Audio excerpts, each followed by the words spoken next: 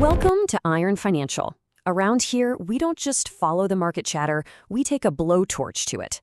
Today, we're putting DuPont under the microscope. This is an industrial powerhouse right in the middle of a massive company-wide renovation. Now, Wall Street loves what it's seeing. They're all cheering, and they've pushed the stock to a fresh 52-week high after the latest earnings report. But you know us, we're here to ask the questions that nobody else wants to touch. Are we looking at a financial fortress built on solid granite, or is this just a fancy house of cards, ready to get blown over by the first strong economic wind? Our job is to cut through the noise, get past the glossy corporate press releases, and find out what's really going on. Let's get into it. So, let's set the stage. The big news is DuPont's fourth quarter 2025 earnings. The headlines looked fantastic. Their guidance for the next year was really strong, and boom, the stock blasted off to a new 52-week high. You look at a chart, and that is a classic breakout. It's practically screaming strength and investor confidence. But here's the thing. Is it really a breakout, or is it a trap? A head fake? I mean, anytime you see a company going through this much turmoil, this much restructuring, you have to wonder, is this genuine fundamental strength we're seeing, or did they just slap a fresh coat of paint on a building with some serious structural problems? I'm not buying the hype just yet. To me, this smells less like a company firing on all cylinders and a lot more like some very clever financial engineering designed to make Wall Street happy. We need to get our hands dirty and look under the hood. All right, here's how we're going to tear this down today. First up, we're going to build the bull case. I'll lay out exactly why investors are so excited and make the argument that this company is a prime example of disciplined financial engineering. Then, I'm going to hand over the sledgehammer. We're going to look for every single crack in that argument, any weakness we can find in the foundation. After that, we're going to put the company's core businesses, its end markets, through a brutal stress test. And finally, after weighing all the evidence, we're going to deliver our final verdict. Let's do this. To really get the bull case, you have to appreciate the blueprint that management is working from. They are literally building a brand new DuPont. This is not your grandfather's old, sprawling chemical company anymore. What they're doing is very strategic. They're selling off the old, slow-growth businesses, getting rid of entire divisions, so they can focus like a laser on the really high-growth, high-margin areas. We're talking about things like healthcare, advanced water purification, and cutting-edge industrial technology. The whole argument is pretty simple. By getting smaller, they get stronger. By being leaner, they get meaner. And this latest earnings report, it's the first real hard evidence that this new architectural design is not just a plan on paper. It's actually working. So let's build this case piece by piece.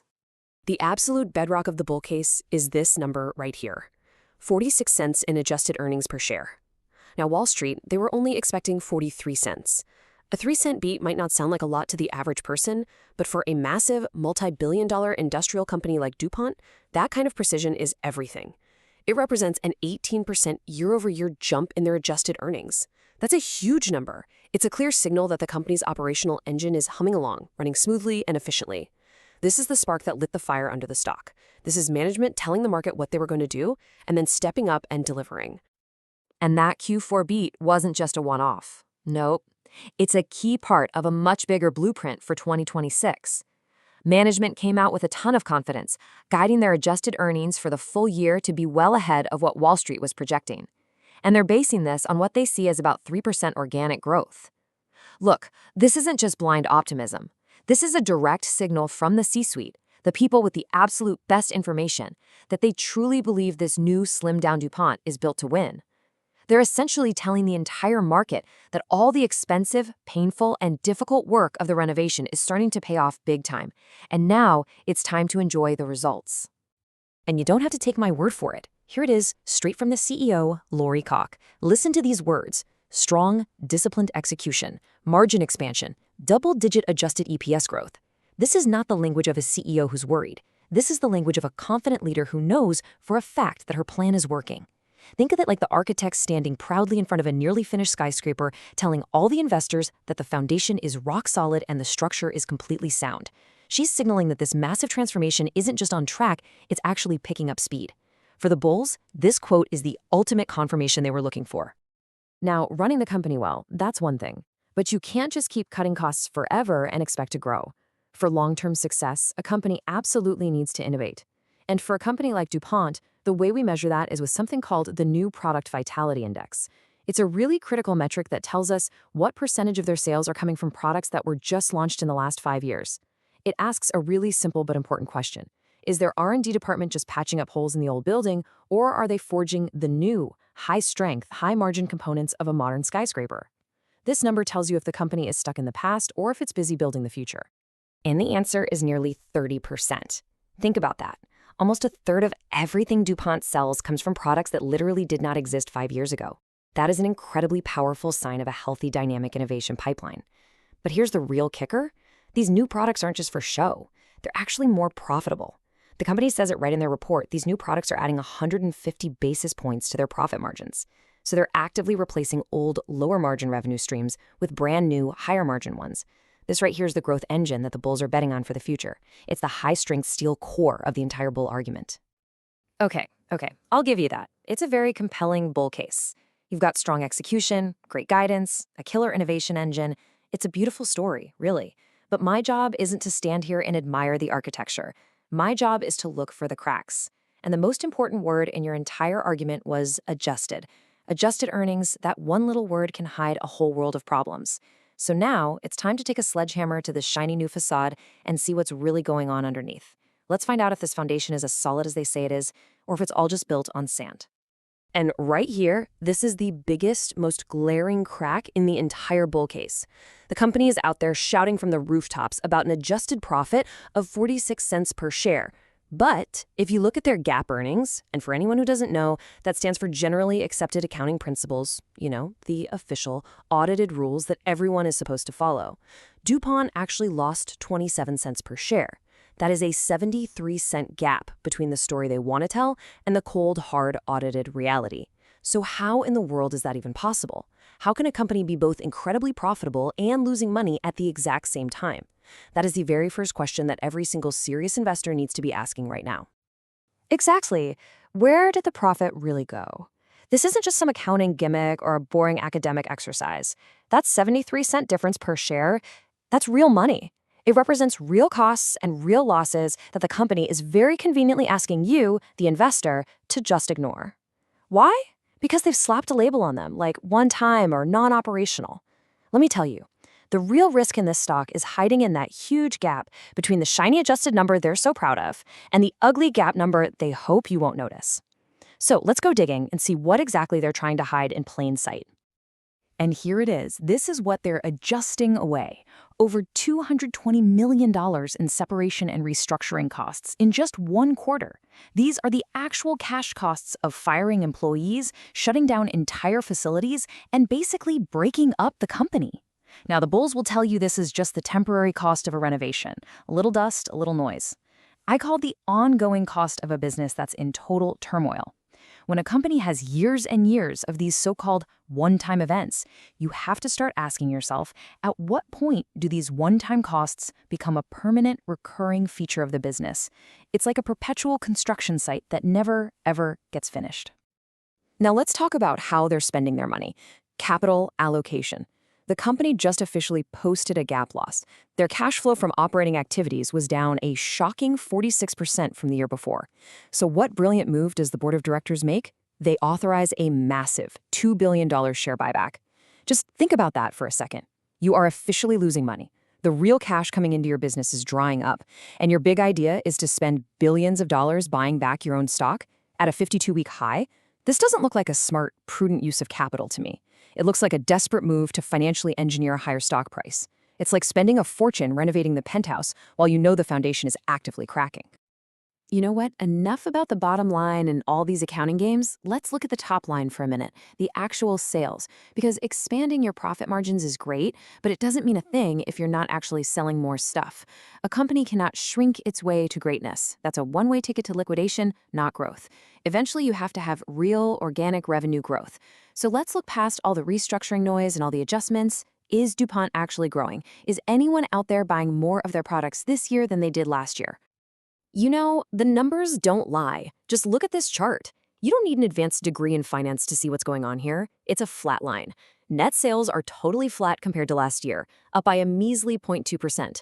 So what does this mean? It means that all of that impressive 18% growth in adjusted earnings per share came from cutting costs, from accounting adjustments, and from selling those higher margin new products. It did not come from actually growing the core business. And that, my friends, is a huge red flag. Their growth engine isn't accelerating. It's not even moving. It's idling in the parking lot. And an idling engine simply cannot support a stock that's trading at a 52-week high for very long.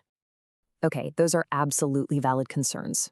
The gap numbers are ugly, and the top line is definitely flat. Nobody can argue with those facts. But here's the thing. DuPont isn't just one single business. It's a really complex structure that's built on several very different end markets. And yeah, some of those are facing some serious headwinds, but others have strong tailwinds at their back. So to really understand the true health of this company, we need to go deeper than just the consolidated numbers. We need to stress test each one of those pillars individually. Let's see which parts of the business are solid and load-bearing, and which ones are starting to crumble under the pressure. This is management's own forecast for 2026, and it basically tells a story of two completely different companies living under one roof. On one side, you've got clear strength in healthcare and water. They're projecting solid, mid-single-digit growth there. Those are the steel beams holding up the building. But then you look at automotive, and they're guiding for it to be totally flat. And even worse, construction is a headwind. That's corporate speak for, we're in trouble here. So this is not a picture of uniform strength across the board. It's a company that's fighting a war on multiple fronts at the same time, and they're winning in some places and getting beat up pretty badly in others. The real question is, can those strong pillars support the entire weight of the structure by themselves? Let's start with the bedrock of the company, healthcare and water. These are fantastic, high-margin businesses that are not really affected by the economy. They form the new core of this company. Just think about this for a second.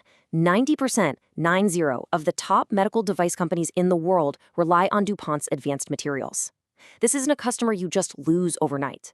The cost for them to switch to a competitor would be absolutely massive. You're talking about products that are approved by the FDA. That is what we call a sticky business, with a deep, wide moat around it. This part of the company is a fortress, and it provides a stable, predictable foundation of high-quality cash flow for the entire company. But even the strongest fortress can't stand if its walls are crumbling. And that's what we have here. On one hand, you have a real bright spot, like aerospace, where almost every single new aircraft built uses their parts. That's a solid support beam for sure. But right next to it, you've got the construction market, which even the company's own management admits is a major headwind. That's not just a small leak in the roof. That's a massive crack in the wall. You simply can't ignore it. A structure is only as strong as its weakest point. And right now, for DuPont, construction is a very, very weak point. That's a fair point. The construction market is definitely weak. But even in a sector that has a flat headline number like automotive, you can find these incredible pockets of strength. The overall auto market, yeah, it might be stagnant, but the real story is the massive tectonic shift that's happening from gasoline-powered cars to electric vehicles. And that is where DuPont has a powerful, almost hidden advantage.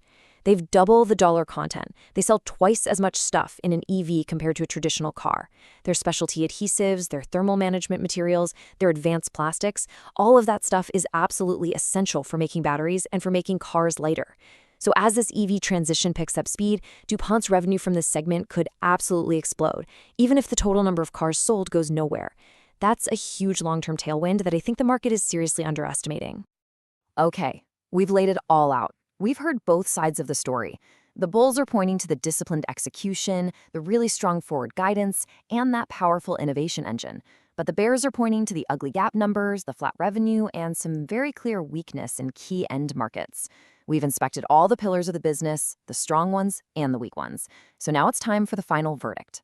We need to decide, once and for all, if this stock, sitting at a 52-week high, is a genuine breakout or if it's a carefully laid trap. At the end of the day, it all comes down to what you choose to believe.